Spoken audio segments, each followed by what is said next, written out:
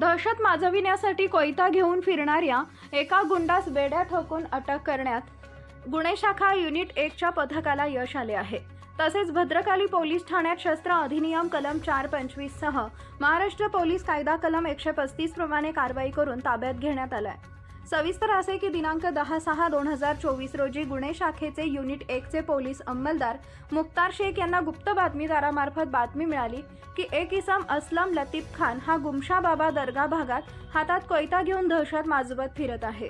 सदरची माहिती मुख्तार शेख यांनी गुन्हे शाखा युनिट 1चे वरिष्ठ पोलीस निरीक्षक मधुकर कड यांना कळवून त्यांच्या मार्गदर्शनाखाली पोलीस उपनिरीक्षक चेतन श्रीवंत, सुरेश माळोदे, रमेश कोळी, शरद सोनवणे, अप्पा पानवळ, विलास चारोस्कर, अमोल कोष्टी, किरण शिरसाट, अंशाणी नाशिकच्या जनसेवा हॉटेल समोर गुमशा बाबा दर्गा भद्रकाली नाशिक येथून शिताफीने ताब्यात घेतले।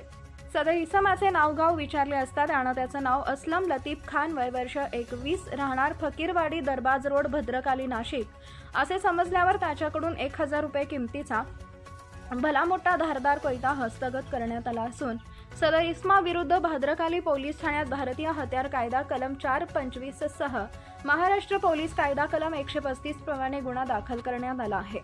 सदरची कारवाई नाशिक पोलीस आयुक्त संदीप कर्णिक, पोलीस उपायुक्त प्रशांत बच्छाव, सहाय्यक पोलीस आयुक्त संदीप मिटके यांच्या मार्गदर्शनाखाली गुन्हे शाखा युनिट 1चे वरिष्ठ पोलीस निरीक्षक मधुकर कड, सहाय्यक पोलीस निरीक्षक हेमंत तोडकर, चेतन श्रीवंत, सुरेश माळोदे, रमेश कोळी, शरद सोनवणे, मुख्तार शेख, अप्पा पानवळ, विलास चारोस्कर, अमोल कोष्टी, किरण शिरसाट अशांनी ही कामगिरी केली आहे।